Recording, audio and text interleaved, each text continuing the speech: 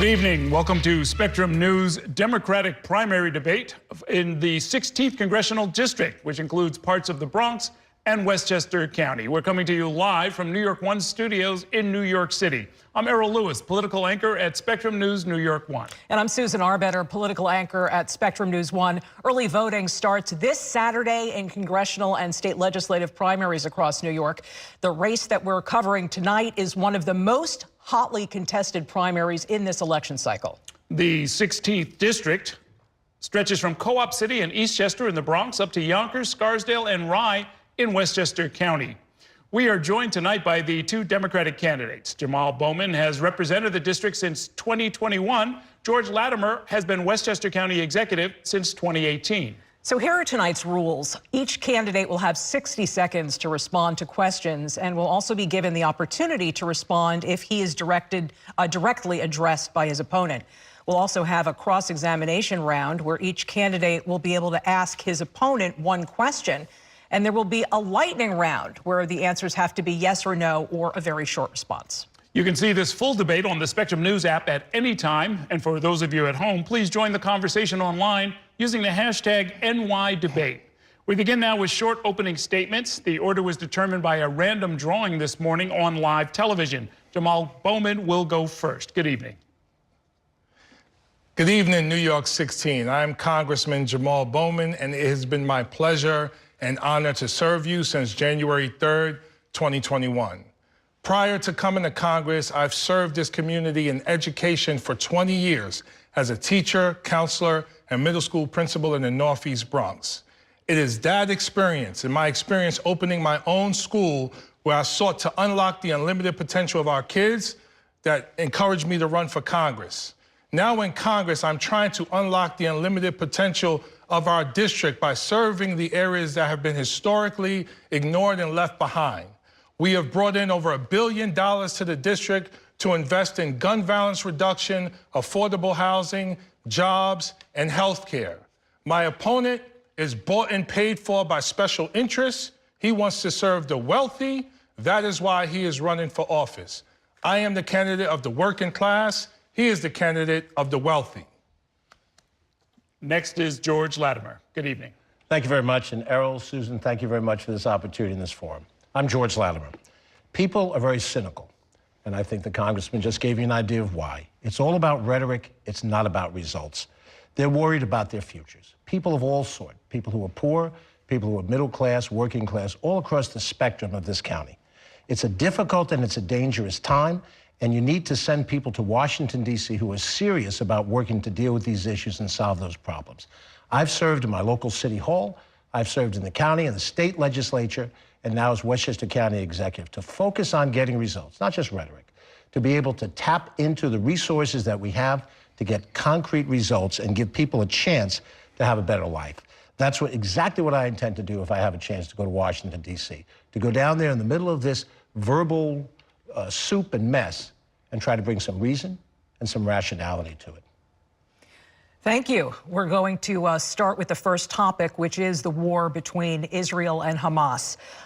The Middle East is 5,000 miles away from the district, but the war between Israel and Hamas has been one of the hottest issues in this race, as you both know. And we want to start the debate by asking you to tackle a few questions about this conflict. And we're going to start with Mr. Bowman.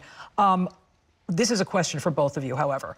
One of the most important powers you have in the House of Representatives is the power of the purse. Are there any circumstances in this war in which the United States should cut off giving weapons or aid to Israel? For example, do you support funding Israel's Iron Dome missile defense system? Mr. Bowman. We should not be sending any more weapons at this time to Israel. They are engaged in collective punishment by killing mostly women, children, and babies in Gaza. We need a permanent ceasefire down. We need a release of all of the hostages, and we need the humanitarian aid to get into Gaza as quickly as possible. We see famine setting in, and we see the majority of the people killed are civilians, and again, mostly women and children. My opponent supports this collective punishment and has not condemned Netanyahu's response to the horrible attacks on October 7th, which we have condemned.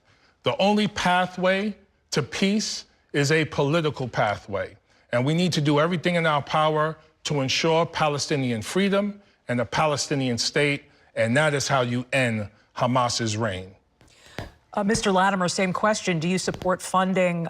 Is there any circumstances in this war in which the U.S. should cut off giving weapons or aid to Israel? Well, first of all, he didn't answer your question. I'll answer it as part of my comments. What the congressman fails to mention in all of this is the role that Hamas has played. It's not merely a simple condemnation of what they did. What they did that day on October 7th triggered everything that has followed afterwards. And I believe that Hamas has purposely put their civilian population in the line of fire on purpose. We saw some emails that were surfaced today that talked about the leader of Hamas saying that these were necessary casualties on behalf of the greater Palestinian cause. I believe the path to peace starts with release of hostages, cessation of hostilities, and then humanitarian aid, which is supervised by some third party, most likely a group of folks from within the Muslim world. At this stage of the game, I'm going to trust that President Biden, Secretary Blinken, will do the negotiations that are necessary between the various players in the game and come back with a plan that will work. Under those circumstances, I would not yet see the Congress step in to exert their authority unless that process fails. So you disagree with Bowman about cutting off aid? I do. Okay. Mr. Bowman, you were one of 9 Democrats to vote last November against a resolution expressing support for Israel and condemning Hamas. Do you stand by that vote? And if so, why? If not, why not? We condemned Hamas immediately after the October 7th attacks. The problem with that resolution is it did not mention what the pain and suffering that has been going on in Gaza as it relates to the Palestinians. And that is part of the problem. We've been having one side of the conversation. Every life is precious. Every life is sacred. We should fight for the safety and security of Israel, and we should fight for the safety and security of the Palestinian people. And so that is why I voted no on that resolution. We can no longer put forward resolutions in Congress that only has one side of the conversation. We must value all life. And if we are serious about a two-state solution, we need to take the policy steps and the budgetary steps to ensure we build a Palestinian state. So, Mr. Bowman, you were also skeptical of how brutal Hamas's attack was until the UN confirmed it. How should Jewish voters who support Israel interpret that? I've been working with my Jewish constituents ever since I got into Congress. Right after October 7th, we held a healing breakfast so that I could hear their concerns. We followed that up with an interfaith conversation to figure out a pathway forward to fighting anti-Semitism in a real way. Unbridled and continued support of Israel without actually fighting anti-Semitism here on the ground and globally is not the pathway forward. We condemn anti-Semitism, but we got to take the steps forward. And I've been working with my Jewish constituents to do that. Mr. Latimer, Prime Minister Benjamin Netanyahu is insisting that Hamas needs to be uprooted before a ceasefire is discussed, setting aside the logistical questions about whether it's even possible to know whether Hamas has been completely destroyed. Do you agree with Netanyahu that Hamas needs to end before there's a ceasefire? Well, let me tell you what I believe about the overall situation. What Jamaal fails to mention is that 3 days after the horrific attacks of October 7th, he called for an immediate ceasefire, and he did not add at that point the full release of the hostages. And so that tells me that he already had a predetermined attitude about these things. You need to have both parties at the table negotiating a long-term peace. I think that is what President Biden and Secretary Blinken are doing. That's why Secretary Blinken is going from Jordan to Qatar and all these other different meetings. Both parties meaning who? Both parties meaning the Arab side of the world and the Israel side of the world. Both of those have to be at the table. Hamas has proven to be a terrorist organization.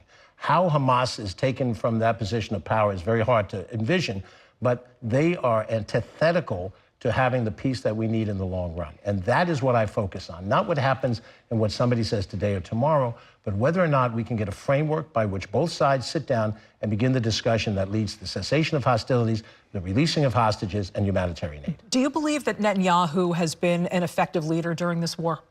I can't judge how effective he's been. When I was in Israel in November, I had a chance to meet with Yair Lapid, who was one of the opposition leaders, and I found him to be a very bright and intelligent individual. He might yet become the future prime minister. But I don't enter into Israeli politics. It's tough enough to be involved in New York politics. Mr. Latimer, as a member of Congress, you have to make judgments about the leaders of other countries, whether it be Putin or Macron or Modi, and that's what we're asking you to do about Netanyahu. And the judgment, Susan, the judgment that I'm making is that at this stage of the game, this is bigger than any one leadership of Israel. This is getting Israel, the country, whoever the leader of Israel is, and if they have elections and they change leadership, it's still just as important an issue to get those people to the table.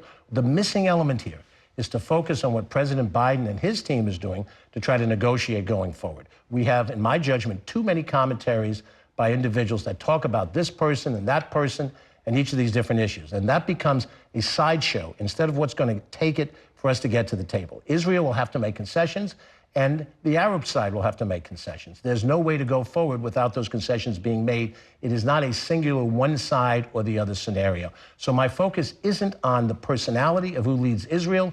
It's about whether the country of Israel can have an honest negotiating partner at the table that America can help bring to the table using the resources that we have. So, Mr. Bowman, you have stated that the pro-Israel lobbying group AIPAC, quote, has shown itself to be a racist organization that is supporting genocide in Gaza right now. That's a quote. Do you still stand by that statement? And what do you say to Jewish members of your district who support AIPAC's mission? Yes, I stand by that statement, and we disagree. AIPAC targets 85% people of color during election season. They have consistently done this. And going back quickly to Benjamin Netanyahu, it is embarrassing that my opponent does not outright condemn Benjamin Netanyahu in terms of his rhetoric. At the very beginning of this conflict, right after October 7th, he told the people of Israel, remember what Amalek did to you. This is a biblical reference to Amalek attacking the Jewish people, which then led to the genocide of Amalek. President Herzog said that there are no innocent civilians in Gaza. Despite this rhetoric, despite the cutting off of food and water and electricity, despite moving the entire population from one side of Gaza to another, despite the horrific Rafah attacks, despite taxpayer money, $3.8 billion a year, an additional $14 billion this year that could be coming back to our communities for affordable housing, affordable childcare, workforce development. My opponent continues to support this unjust war. 30 seconds to Mr. Latimer. I don't support the unjust war. I support that there be a peace process and not a concession that leaves Hamas strengthened by this process. You made a comment about AIPAC, and I think it's important to understand. Organizations have supported Hakeem Jeffries, Grace Meng, Greg Meeks, Adriano Espaillat, Richie Torres. These are all congressmen of color. These individuals are supported by the same people that he says are racist. That's clearly a contradiction to his assertion. And when he asserts this, he's doing it for political reasons. They also support 109 insurrectionists. Just because you have a few black friends doesn't make you anti-racist. Thank you. Okay, candidates, we're going to move closer to home now. Governor Hochul's said an announcement that she wants the Metropolitan Transportation Authority to indefinitely pause implementation of congestion pricing. Caught almost all of New York off guard. I've got a two-part question, and we're going to start with you, Mr. Latimer. Did you support the original tolling plan, and do you support the pause? Well, I think at this stage of the game, it's the governor's decision to go forward or not. I've had objections to it when I served in the state legislature, and the program came up 10, 15 years ago. As it stands now, I'm not in the state legislature, so those are decisions made by my colleagues there. I think the missing element is this. If the core purpose of congestion pricing is to fund money into the MTA, the most logical thing to do is to put time and energy and effort at the federal level of government to get more aid from the federal government to help fund the MTA. Even congestion pricing, if it generates the maximum amount of money, will not be enough to get the MTA out of their fiscal problems. There's capital needs that they have, not just to run the subway system, but to run the commuter rail system. So I think the real question, while we're debating back and forth over congestion pricing, that is one element of funding. We need to have a federal commitment to mass transit in the metropolitan area that grows, and that is where Jamaal and others need to have stepped up to be able to get that federal government level higher, and I would do that if I go to Washington. So to be clear, do you support the pause, what the governor just did? Well, the governor made the pause. It's not up for a debate, so she's decided to make the pause. Now the question is, what do you do in light of the pause? Not just comment on the pause, and the response to this has to be to try to get federal money to close the gap on the MTA. There seems to be no other way to do it, and that has to be where our total focus and energy goes to. Okay, Mr. Bowman. The MTA has been a nightmare for several decades. It has been underfunded for several decades. It has been underwater for several decades. And I applaud the governors pushing for a solution to try to fund the MTA, but more importantly, to deal with the issue of climate justice. This is about climate justice. This is about environmental justice. This is about air quality. So the pause is the governor's decision, but we need to have a larger conversation about climate change and climate justice. My opponent is wrong once again, because since I've gotten into Congress, I've been an original co-sponsor of the Green New Deal, original co-sponsor of the Green New Deal for cities, original co-sponsor of the Green New Deal for housing, and I am the author of the Green New Deal for public schools. As we talk about infrastructure, we need to align it to our climate goals to get off of fossil fuels by 2030. We also led a letter to Governor Hochul, a congressional letter, to support her work in passing the BPRA here at the local level. That's real results. Okay, so let me try this again with you, Mr. Bowman. Did you support the original version of congestion pricing? I had some concerns about it. Do you support the pause? I need further conversation and further clarity. Mr. Latimer. Just on the topic of what we've done. Jamaal has talked a lot about resolutions and letters that were sent. Let me tell you what I've done as a Westchester County executive in the matter of the environment. We've electrified our bus system, the second largest bus system in New York State after the New York City system. When we electrify the bus, we take us off of diesel and we have cleaner air for kids to breathe. We've extended electric vehicle charging station infrastructure all around the county. We've reduced the amount of garbage that we generate, and we've reduced the amount of energy that we consume. Those are real results to climate change, not just rhetoric. And Mr. Latimer, let me try this one more time. Yeah. You've got an appointee to the board of the MTA who will be expected to address the call for this pause. What discussions have you had with your appointee, and have you asked her to vote for a pause? No, I leave all of my appointees and all the boards and commissions, in this case in the MTA, we appoint them and we let them use their best judgment as they see fit. So I don't direct her, nor do I direct anybody else that's on a board or commission on how to vote. They make their own independent judgments. Just really quickly, we gave them $500,000 to help them electrify buses at the county level. That's $500,000 from the federal level. Secondly, he hasn't done nearly enough to handle the issue of Yonkers water treatment sewage on the southwest side of Yonkers. Also, he ships garbage up to Peekskill and burns it in Peekskill in black and brown neighborhoods, contributing to the upper respiratory illness rates and the asthma rates in Peekskill and Westchester County. Okay, we're getting pretty far afield of congestion pricing, but a quick response, please. Well, Jamaal doesn't know the district well enough to know how government is structured. Well, what we do with garbage at the Wheelabrator plant, the Wheelabrator plant exists under state authorization. We use that to dispose of our garbage. We hasn't proposed any alternate environmental safe place to do.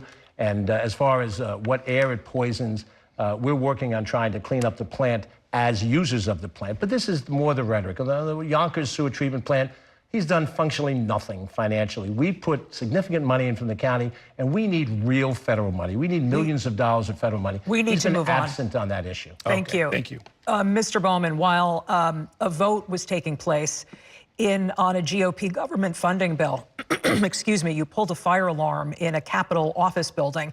While you said you mistakenly pulled the alarm in a rush to get back to the vote, you later pleaded guilty to one count of falsely activating a fire alarm, and you were ordered to pay $1,000 and write an apology to the U.S. Capitol Police Chief. Can you explain your actions? Well, thank God that case is now dismissed. So it's important for us to note that that case is now dismissed. When it occurred, it was an accident. I was rushed. I was panicked. I was trying to get to a vote, pulled the alarm, heard it throughout the building, and then ran to cast my vote. With all due respect, though, as a former school principal who presumably knows what a fire alarm looks like, can you understand why your motives were questioned? I guess if people want to question my motive, sure, but the motive that came into question was me trying to shut down a government proceeding, but that was not the case. Again, we were panicked. We were trying to keep the government open. There was a motion to vacate on the table. I had to get to the vote as quickly as possible, and that's why in a panic, I made the mistake. But again, true leadership is taking accountability for what you've done, which I did, holding myself accountable, and now paying the fine, writing a letter, and now the case is dismissed. Thank you. Mr. Latimer, under the Ethics in Government Act. House candidates are required to file financial disclosures with the clerk of the House within 30 days of qualifying as a candidate. You filed to run for Congress back in December, and as of May, you had not filed your personal financial disclosures. I believe that you have as of now, but can you explain that delay and why voters shouldn't question your judgment? Well, first of all, I submitted the form, and I did so when I had completed the form that I'm required to do for the state government. The state government form is due at a certain date, and I had to make sure the two forms aligned, and the congressional form is different from the state form. So I filed the form. There's been no concern about it. There was no fine issued because I had 30 days from the May 15th, which was the deadline that I had responsibility for. Now, Jamaal has not filed his form yet because there's a loophole that allows an incumbent congressman not to have to file their ethics forms until after the primary. So you can see my ethics information, but you can't see his right now. So I don't think there's anything opaque about my situation, and I think we don't know what his situation is until he files that form. Jamaal Bowman, do you want 30 seconds to rebut? I thought we filed the form. We will file it right away. We're not trying to hide anything. I think my opponent was trying to hide the multiple properties that he owns and the fact that he's worth well over $1 million. He's a millionaire funded by billionaires, governing for the wealthy. This is why the working class in our district has struggled for so long under his 7 years as county executive with the power of the checkbook and the pen and the power to set the agenda and make executive decisions. All right, 30 seconds to George Latimer, but then we got to move on. Yes, but, the attack is ridiculous. Jamaal doesn't know the district well enough to know the working class of the district. He exempts himself from being in the vast majority of the district to know who the working class is when he spends his time in part of the district. I am not a millionaire. I own a home in Westchester County, and homes in Westchester County are routinely priced at $1 million. That is all that I own. And so the fact that he calls me a millionaire is to try to meet a narrative that doesn't exist. And by the way, after he said that at the last debate, I had any number of people call me up and ask me for a loan because they thought I was a multimillionaire because he said so. Thank you. Okay, it's time now for the cross-examination round. That's when each candidate gets a chance to ask one question of their rival. The order was selected at random. We'll begin with you, Mr. Bowman. So you've been county executive for 7 years. You have a $2.3 billion budget. The power of the purse, the power of the checkbook, the power to set the agenda for the entire county. Yet, black children make up 14% of the county, but 62% of those in detention. Black families make $86,000 less than the average white family. Structural racism has persisted within the county. Please explain to us, how are you going to have a bigger impact on the county, particularly as it relates to structural racism, than you've had as county executive? Well, first of all, Jamaal, if you'd spent more time in Westchester, you'd know that we have invested money, over $140 million, in a host of different capital projects that directly benefit the poorest neighborhoods in Westchester County. We are right now implementing a $150 million sewer plan that's a necessity for the public health of the people who live in Mount Vernon. You would know that we spent $35 million plus to restore Memorial Field, which was an important place for recreation, that those black and brown kids that lived in the same neighborhood that I grew up in Mount Vernon now can use it for recreational purposes. You would forget to mention that we spent $250 million on minority and women business-owned enterprises, most of whom are, in fact, people of color. And I know that because I go to the Mount Vernon Chamber of Commerce meeting every month, and I see the black and brown entrepreneurs who benefit from our largesse. You have determined that you're going to pull numbers out of the thin air, but what we've done in Westchester County has been more significant than any other county in New York State in this area. And I know that you cover the state pretty well, Susan, and you know that's true. And I think the people of Westchester know that's true. Okay, thank you. Your turn to ask a question, Mr. Latimer. Jamaal, are you going to support Mondaire Jones in his race against Mike Lawler? I don't know yet. Fair enough. Okay, we're moving on to the lightning round, where we lighten things up. So we're going to start with you, George Latimer. Do you support or oppose the push to rename the Mario Cuomo Bridge back to the Tappan Zee? Again, it's a state-level decision. We'll see what the state officials say. I don't make an opinion on everything under the sun. Mr. Bowman. Yeah, I have no opinion of that. Okay. Mr. Bowman, if your opponent wins the primary, will you agree to support him in November? Yes. Mr. Latimer. Yes. Mr. Latimer, there are efforts underway to open a casino in the downstate region, including making the Empire City site in Yonkers a full-fledged casino. Do you support that move? Yes, wholeheartedly. You ever place a mobile bet? I'm sorry? Have you ever placed a mobile bet? No, I have not. Okay. Same question for you, Jamaal Bowman. No, there are many ways to create jobs other than another casino. Have you ever placed a mobile bet? No. Okay. Mr. Bowman, should members of Congress be term limited? Yes. Mr. Latimer. Yes. Mr. Latimer, favorite park in the district? In the district, Glen Island Park has the most diversity. How about you, Mr. Bowman? Tibbetts in Yonkers. Thank you. Mr. Bowman, have you ever voted for a Republican? No. Mr. Latimer. No. Mr. Latimer, well, we know this. The question is, do you own or rent? And I own a home. Okay. If you own, how many houses do you own? I own a primary residence in Rye, and I co-own a residence in upstate New York, vacation home. Mr. Bowman, do you rent or own? Own. And how many residences do you own? One. Thank you. Mr. Bowman, when's the last time you took the subway, and when's the last time you took Metro North? Subway a few weeks ago, Metro North a couple weeks ago. Mr. Latimer. Metro North 3 weeks ago, and the subway the same time that I took Metro North. Mr. Latimer, should the number of Supreme Court justices be increased? If you tell me who the president and the head of the Senate is, then I will tell you whether I support that or I don't. Okay. How about you, Mr. Bowman? Absolutely. Okay. Mr. Bowman, have you driven an electric vehicle? No. Mr. Latimer. No. Mr. Latimer, from 1 to 10, what rating would you give Mayor Adams for his leadership of New York City? It's incomplete. Term isn't done yet. It's just about done. All right, Mr. Bowman. 2. Okay. Gentlemen, I want to talk about the surge of migrants who are arriving in New York every single day. And I'll start with you, Mr. Latimer. You've noted that Westchester is the only county in the state that's been working cooperatively with the city in trying to find a solution to the crisis.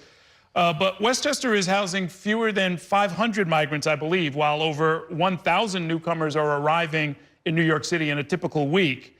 Is that the most the county can do? And with no end in sight to the wave, should Westchester and other counties do more? Well, first of all, the 3 locations that the Adams administration placed in Westchester do not equal the total sum of the migrants that are in Westchester County. We don't have a mechanism to document them when they come in. The immigration organization does not provide us with that information, nor are we required to approve or disapprove of them. We know of the 3 locations that there are because the Adams administration made arrangements with those 3 facilities, and we agreed to make sure we provided additional security and also public health for all those individuals that are there. Westchester has been prepared to be helpful in this process. We do think all of the counties have to be helpful, and what's happened is most of the other counties have put up a do not enter sign. So we think it's realistic for there to be work at the national level to rationalize this problem so it doesn't fall all at the doorstep of New York City.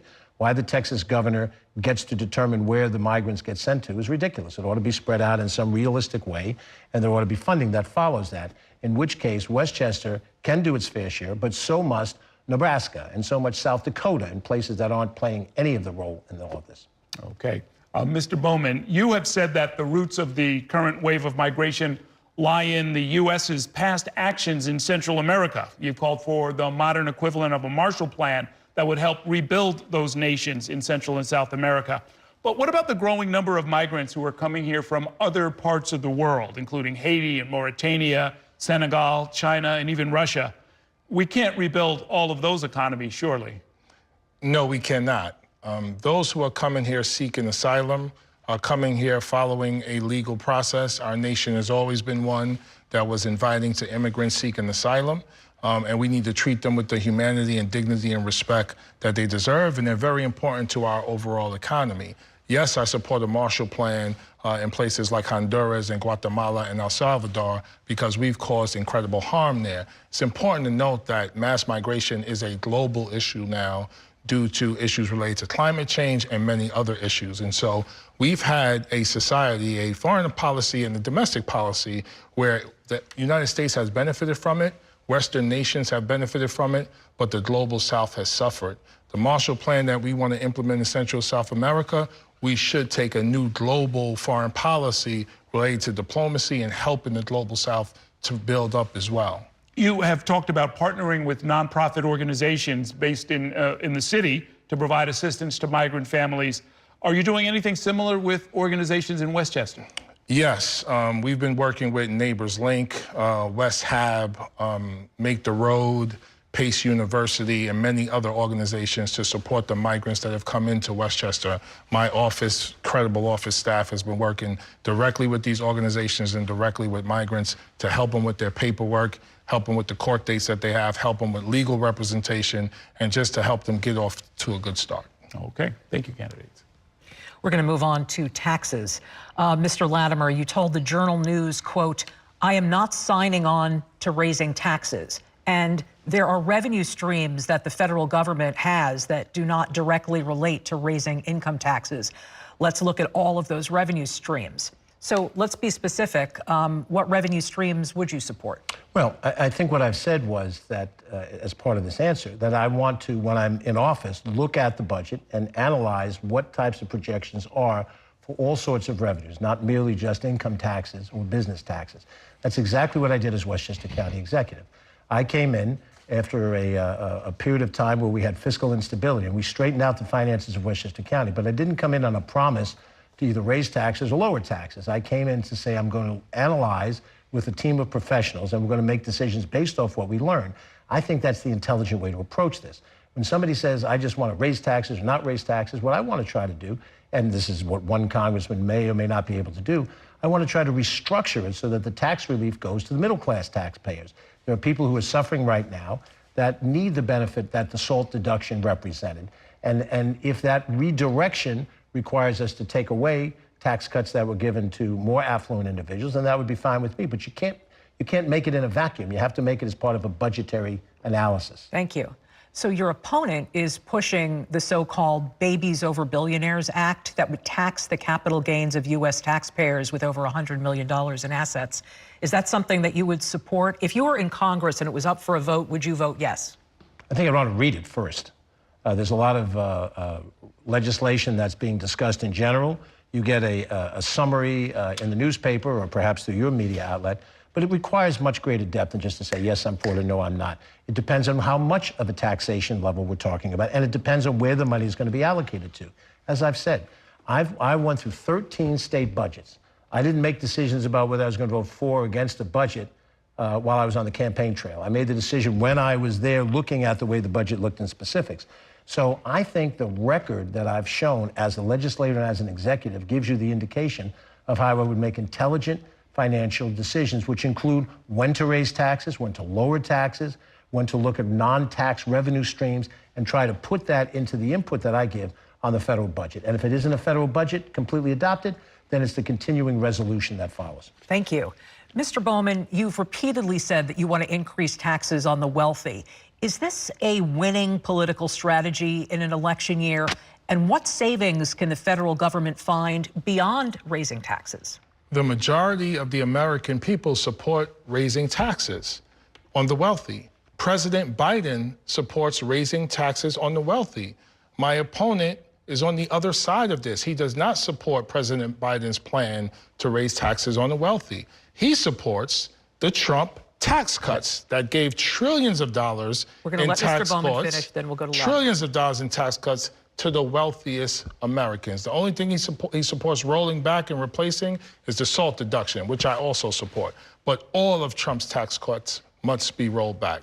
Now, it's not surprising to me that he supports Trump's tax cuts because while he has been county executive, we've seen taxes go down, property taxes go down for Rye and Scarsdale, but go way up for Yonkers and Mount Vernon. 20% in Yonkers, 40% in Mount Vernon.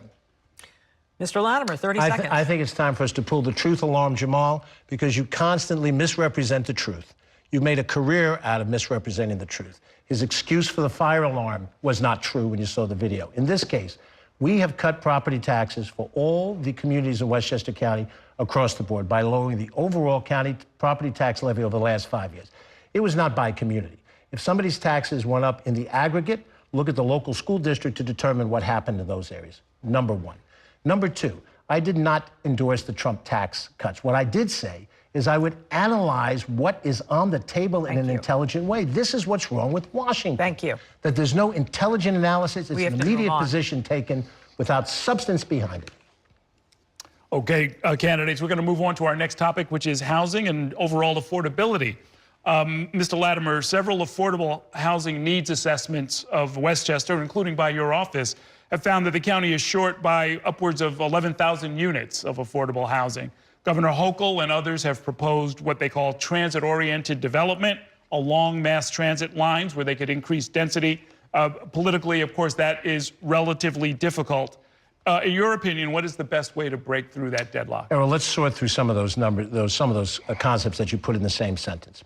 The proposals that have come out of the state previously did not highlight affordable housing. They highlighted all housing development. In New Rochelle, Yonkers, White Plains, Harrison, Tarrytown, Sleepy Hollow, a number of other communities, there is more housing being built. The question is how much of this can be affordable. My administration has put on the ground, by incentivization, 2,500 units of affordable housing that did not exist when I walked in the door. The prior administration to mine, which fought affordable housing in HUD, produced 750 units. We have about 4,000 in the pipeline. If even half of those come to pass, that puts us about 4,500 affordable units. Incentivization. Now, what's missing in all of this is robust federal commitment, because you cannot, with county money and state money, get to the level of affordability that affects those people that are the poorest in the society. It's going and fighting for that revenue at the federal level that will make the gap difference in delivering affordable housing at the level we need it. Okay, Mr. Bowman. County Executive Latimer has failed Westchester County as it relates to truly affordable housing. Truly affordable meaning for low-income individuals and working-class people. Westchester AMI is out of control.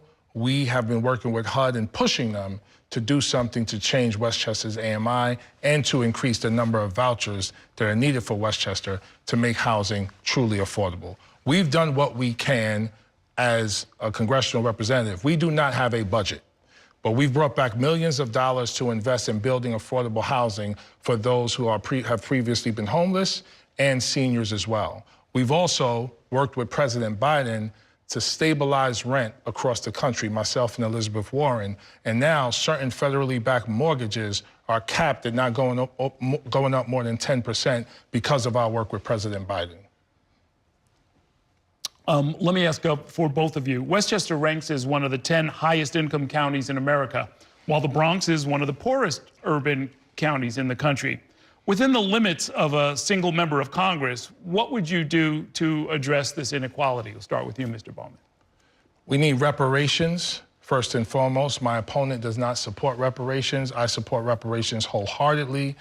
We haven't had a conversation. We haven't formed a commission. We haven't done enough to repair the harm of Black and brown communities throughout the country. And in Westchester County and in New York 16, you see the stark contrast. Concentrated poverty is in Black and brown communities. Substance abuse challenges is in Black and brown communities. Environmental injustice and asthma are in Black and brown communities. Underfunded schools are in Black and brown communities. Our legislation, the legislation that we have introduced, everything from a Green New Deal for public schools to the Ending Corporate Greed Act to the Babies Over Billionaires Act and so much more, have been focused on repairing the historical harm. If we don't repair this harm and deal with the issue of inequality, we will not have a democracy to speak of going forward. And that's why we almost have another President Trump, because of the lack of action from my opponent and so many others on these issues. We may have a President Trump because Jamaal is good at talking, but not good at delivering. He hasn't delivered any of the things that he's talked about. He's made speeches about them, and he's gotten press coverage on cable television, but he hasn't delivered anything. We've done affordable housing without the benefit of his assistance. Bottom line is this. You talk about reparations as a way to sort of equalize this thing. He has a bill that has minimal sponsors, $14 trillion. That's twice the national budget. That's not a serious proposal. A serious proposal, there's one on the table already, to create a study group, to do what was done with the Japanese Americans and analyze exactly what the focus of reparations, the amount of money would be, and this is what you need to do, not the rhetoric that he's dishing out. I need a rebuttal, please. Okay? We worked with Governor Hochul to bring $40 million into the district to reduce gun violence. George Latimer was nowhere to be found. When the girl in Mount Vernon was stabbed and killed, we worked with Mount Vernon to bring in $1 million to create a program, Safe Place for Our Girls, to support our at-risk girls. When a boy in New Rochelle was shot and killed, Latimer was nowhere to be found. We brought in millions of dollars for New Rochelle to help support at-risk people. Again, we brought over $1 billion, and we have so much more to talk about. Let's talk about what we've delivered. Let's talk about how you rush to the scene to get press coverage when there's a tragedy. No, that's exactly right. Yeah, you but laugh. See, you're nowhere to be found. Now, do I have the rebuttal, or does he have it? He's nowhere to be Mr. Latimer, found. go ahead. Get out of here, man. You're nowhere to be found. You talk about the needs of part of the district, and you completely ignore. You don't mention Asian. You don't mention people who are not black or brown. There's a whole district, Jamal, that you've ignored, and the district knows you've ignored it. That's why you only have 31% in the last poll. Here's the bottom line. What we've been able to do on gun violence has reduced overall gun violence incidents in Westchester County. It is still high in some of the urban centers like Mount Vernon and Yonkers. He doesn't need to tell me about Mount Vernon. I grew up there. I lived there. I lived in the South Side. You haven't lived in Mount Vernon for 35 years. This is my rebuttal, my let him friend. finish, let him My finish. rebuttal, not yours. Finish your thought. And what I've been able to do constructively in these areas, working with State Attorney General Tish James, has been to work on gun buyback programs, work through our various police organizations to try to work with community and police together. He's done none of this stuff, but he's given good speeches about it. I'll give him that. In fact, let me take you up on that, both of you. Statistics from the 4-7 precinct show that homicides are down by over 26% over the last 2 years. That's in the Bronx. But felony assaults and grand larceny have increased by double digits. Robberies and rape are also up. Is that section of the district turning the corner on crime? And what more needs to be done, Mr. Bowman? A lot more needs to be done. But what we've done since we've gotten in, we worked with President Biden to pass the Safer Communities Act and to stop the trafficking, the massive trafficking of guns into our communities. We've dealt with the social determinants of public safety, issues like health care, education, workforce development, and mental health. We have invested in these areas specifically, both in the Bronx and Westchester, to deal with the issue of public safety. The Westchester Youth Shelter serves children who are incarcerated, but they are part of an alternative to incarceration program. We partnered them up with the CARE program in Harlem so that they could bring more mental health services to those who are in this alternative to incarceration program. We did the same thing with Judge Rice in New Rochelle and his Center for Court Innovation, bringing them over $1 million to support those who are a part of an alternative to incarceration program. He keeps lying about my record, and we need to set it straight tonight. Well, you asked about the 47th precinct, which is Wakefield in the Bronx. The 45th precinct covers Co-op City. I don't represent those areas today, but I've gone to the meetings of those precinct councils and also the meetings that they have for the local community boards 12 and 10. I haven't seen Jamaal at any of those meetings. The bottom line is this: we need to put time and energy and effort into the more urban parts of our district to try to reduce the gun violence situation. But it doesn't come with rhetoric. It comes with money, and there needs to be more from the federal government, not just spot grants that come and go.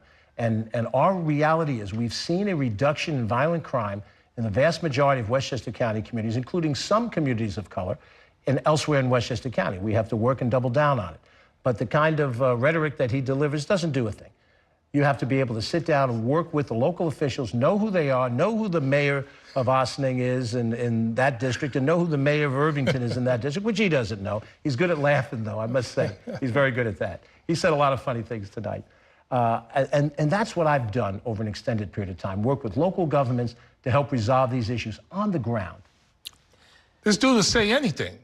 I gave multiple examples of how I'm responding on the ground to children who have been killed. I called him out for not being there. And then in an answer subsequently, he says he's on the ground and I'm not. Well, this is insane. He'll just say anything. I think our viewers have heard where both of you are coming from. I thank you for those answers. Go ahead, Susan. Thank you. We're going to move on to infrastructure and climate change. And we're going to start with Mr. Bowman. Over the weekend, the state legislature passed the Climate Change Superfund Act. And if it's signed into law, it will require the largest oil and gas companies to contribute $3 billion a year for 25 years to help pay for infrastructure projects needed as the result of climate change. So should the governor sign this bill, first of all, or the bill into law, and should something similar be explored at the federal level? And I'll have the same question for you, Mr. Latimer. Yes, defund the fossil fuel industry. We subsidize the fossil fuel industry at the federal level. They are literally destroying the planet. We need to move as quickly as possible to clean, green, renewable energy, whether it's wind, solar, geothermal. We need to invest in these areas. We will create, if we pass a Green New Deal, we'll create millions of jobs and rebuild, reimagine, and redesign our entire economy. We need jobs in every part of the district, but particularly in the Bronx, Mount Vernon, Yonkers, and New Rochelle. We need a new imagination of what these jobs are going to be in response to the 21st century economy. We absolutely have to do this at the federal level. I've been leading on this issue at the federal level since I got there, and the county executive with a $2.3 billion budget every year has not been leading on any issue. Thank you, Mr. Bowman. Mr. Latimer, should the governor sign the Climate Change Superfund Act into law, and should something similar be explored at the federal level? Yes and yes. Now, let me also say that I'm going to give a map to Jamaal to show him what's in the 16th Congressional District. He needs to know that there's Rye Brook, that there's Harrison, there's Scarsdale, there's Eastchester, Tuckahoe, there's Ardsley, there's Tarrytown, there's Irvington. He hasn't mentioned one of those communities during all of this because he is blind to all of those things. He talks about whether or not I rush to the home of somebody who suffered a tragedy as a statement of how much we care about somebody, which he does. And he makes sure he gets on television when he does that. That doesn't bring aid and comfort to those individuals. Working with people over the course of the year, day in and day out, is what delivers comfort to people, to raise their economic circumstances up, not just to do it for showtime. And frankly, it's a little insulting because he doesn't know how to run a government. I've run a government excellently well, and that's been the general, you know, this is what I have to deal with. He lies about everything, and then he says, I lie. He says he delivered $1 billion to the district. Politico and low HUD journalists cut right through that on. I actually want to ask you, Mr. Bowman, you've repeatedly touted projects within the district funded by the $1.2 billion infrastructure bill passed in 2021, yet you voted against it, saying that you couldn't support it without a vote on the Build Back Better social spending plan. Do you stand by voting against the funding for these infrastructure projects? That was not part of Biden's full agenda. Biden's full agenda was the infrastructure bill and the Build Back Better Act. We cannot leave our seniors and our children and the working class behind. That vote was to hold the line and hold the Senate accountable to negotiate a path forward for Build Back Better. We didn't get Build Back Better, but we got the Inflation Reduction Act. The Inflation Reduction Act capped insulin costs at $35 a month, caps senior drug prices at $2,000 a year, and finally gives Medicare the opportunity to negotiate drug prices. And it makes historic investments in climate justice. Now, I've worked with Nancy Kabulian in Ardsley to support her economic development projects. I've worked with O'Meara, Mayor Andino in Tuckahoe to support her economic development projects. I work with Town Supervisor Jane in Larchmont, Mamaroneck to support her economic development projects. I've worked in Hastings with Mayor Armacost to promote their economic development projects. Please stop it. Stop your lying. Thank you. We're going to move on. Mr. Latimer, Pepsi, which is one of the largest companies in Westchester County, was recently found to be one of the top 5 plastic companies contributing to pollution worldwide, according to a study published by Science Advances. Attorney General Letitia James is even suing Pepsi over its single-use plastic packaging found in the Buffalo River. Should companies like Pepsi be on the hook for plastic waste associated with their products, or is that on the consumer? Well, no, I think we let that case play out in court. Tish James has been very effective in holding corporations accountable for what they should do. She did so with the various pharmaceutical companies in the opioid suit, and I think we'll let that court case play out in the proper way. We've taken action as a county government to reduce single-use plastic, and we've had other legislation that we've passed to try to reduce what we can through governmental regulation. But I think it's important to understand that everybody's going to have to contribute to do that. It's going to be on the consumer side in what you purchase. and also on the production side, so that they reduce those types of things. In the few seconds that I have left, Jamaal has made a career out of lying. He's lied about the $1 billion that he delivered. He lied to the DSA about why he had let his membership lapse and then it was okay. That was pointed out by Nick Fandos in the New York Times. He's lied about having money, not taking money from special interests and lobbyists, and Michael Garland of the New York Daily News called him out on that one. So it's pretty funny that he talks about lying when, in fact, he's done that on almost every area of Mr. Bowman, do you want to rebut? I don't even know what to say. He claimed I don't know other parts of the district, and I rattled off about 5 or 6 with people I'm directly working with. Keep rattling, there's 20 of them. And projects I worked on. He said I didn't deliver for the district, which I have. As a matter of fact, just in a little bit of time I've had, when there was no COVID vaccination site in Co-op City when I first got in, we got them a COVID site. We helped them refinance their mortgage to keep it affordable, freeing up $142 million to replace the convectors in Co-op. Yonkers didn't have a COVID vaccination site. We got one, on and on and on. So Okay. It's unbelievable. Can I have a rebut on this, please? Real quick. He had very little to do with the Yonkers site. That was the state of New York. That was the state of New York. It was a FEMA site. Why don't you take credit for the sun rising in the east, man? You take credit for everything that you have. Wild, No, it's important, Errol. This is about a truthful fact. The state of New York did that center. Andrea Stewart-Cousins gets the credit for that. She put the shoulder to the wheel to make that happen. And Westchester County, which was involved in a host of different COVID vaccination and testing sites, worked with the state. His role was practically nil. Okay, this is a FEMA site. That's a federal site. Sure.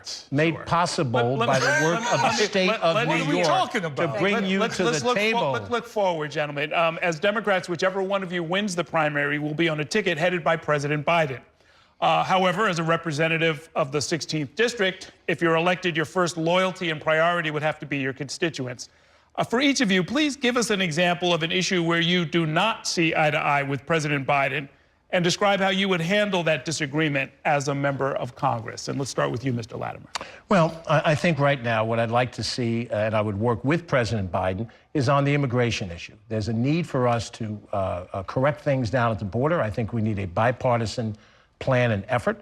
It's pretty clear that there needs to be a legislative effort to do that. The executive only has a certain amount of power in this area. And since I've been involved in having to administer and deal with these issues, I think that would be an area of assistance that I could provide if I go to Congress. And I would work through the Democratic leadership under Hakeem Jeffries to try to help make those changes happen. Do you think President Biden has done a good job for the district? I think he's done a good job overall, yes. And I think that bipartisan infrastructure bill, which he voted no on, was one of the most signature important issues that helped us move forward. Okay, Mr. Bowman. Gaza. I disagree with the president's response to Gaza. I don't think we should have sent additional weapons to Israel, to Benjamin Netanyahu. I disagree with him very strongly there, and we've let the White House know that. I worked very closely with President Biden during my first 2 years to help pass the CHIPS and Science Act. We wrote multiple amendments to this bill that made it into the bill that helps with worker cooperatives and building wealth within historically marginalized communities. When Governor Hochul was running for re-election, her office reached out to us to help us get President Biden to come to Yonkers. We got President Biden to come to Yonkers, and I shared the stage with him. So I've worked with the president on a number of occasions, on a number of issues, and we will continue to do so after we win this primary. Overall, has the president done a good job for the district? Yes. Okay. So would you, we have a few short questions for you, but you can expand more than just a lightning round. Starting with Mr. Latimer, would you support a legal cannabis dispensary in your district? Well, they have legal cannabis in our district. We originally thought that the county would be the authorizing entity, and the state made the determination that local governments would be. So it's the cities that make those decisions, and we in the county don't have a direct role to play, and we try to provide backup support as necessary. Have you visited a legal dispensary? I have. Mr. Bowman, same with you. Support it, yes, but we need to do much more to make sure the revenue generated from legal cannabis benefits those who are unjustly incarcerated as a result of cannabis, and we don't see enough of that right now in the district. I have a question for you, starting with Mr. Bowman. Progressive lawmakers, including Massachusetts Senator Elizabeth Warren, have raised concerns about the size of big tech corporations like Facebook and X, formerly known as Twitter. Do you think the federal government should use its antitrust power to limit the size and power of major technology corporations? Absolutely. They are the new oligarchy. We need so much revision to the big tech corporations that are out there. First of all, we need comprehensive tech legislation to protect our safety, to protect our kids, to protect our privacy. Our data is being sold on the open market without our consent, which is completely unacceptable. And yes, we need to use antitrust provisions because there's an oligarchy taking place to contribute to the fossil fuel oligarchy, the Wall Street oligarchy, and the oligarchy of my opponent's donors who are pouring in record amounts of millions into this district to flood my constituents with mailers and commercials about things that aren't true about my record. And so we need to get big money out of politics, and this piece of legislation will help that. My opponent supports big money in politics. Mr. Latimer. Yeah, my opponent supports 90% of his money coming from outside the district. He's raised money in San Francisco, in Los Angeles, and a host of other places, in Fairfax, Virginia, with a host of people whose agendas we don't know anything about. So he is part and parcel of what's wrong in Washington, D.C., and it is pretty hypocritical for him to criticize anybody else. In terms of the breakup of the major tech companies, I think that is a realistic thing to look into. Back when AT&T was a major tech company, it was broken up into the baby bells by the federal government. And that was an appropriate decision to make then, and that is an appropriate decision to look now. I would include all of them, including TikTok. 75% of our contributions are small dollar contributions. That come from outside the district. Those wealthy in our district that come from want outside him the district to be their congressional representative so you they have can work, millionaires so he in can California. work for them. Well, you have millionaires in California that want you to represent Westchester and the Bronx. Don't talk over each other, but we have enough time to really maybe get through this issue. Both of you are supported by outside groups in amounts of money that frankly dwarfs whatever it is that's been contributed from within the district. What do you think about this issue of money in politics, and what would you do about it as a member of Congress, Mr. Latimer? Well, I would support across-the-board campaign finance reform, but it has to include all sources of funding. And when my opponent gets his money from outside the district, then he's critical of people who live in the district and donate to my campaign. That's hypocritical. He's trying to pick and choose who he wants to regulate and who he doesn't want to regulate. I would support an across-the-board campaign finance thing that would limit the amount of money we could spend on an election. Be fine with me. The wealthy, and particularly for my opponent's campaign, billionaire Republicans are buying our democracy.